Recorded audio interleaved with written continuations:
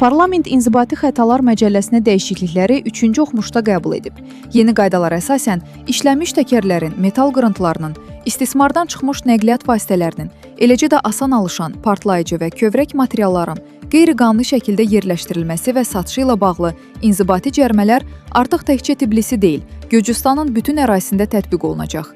Dəyişikliyə görə həmin materialların bələdiyyə şuraları tərəfindən müəyyən edilməyən ərazilərdə yerləşdirilməsi və ya satışı fiziki şəxslər üçün 2500 lari, hüquqi şəxslər üçün isə 5000 lari cərimə ilə nəticələnəcək. Eyni pozuntunun təkrar törədilməsi halında cərimələr fiziki şəxslər üçün 5000 lariyə, hüquqi şəxslər üçün isə 15000 lariyə qədər artırılır.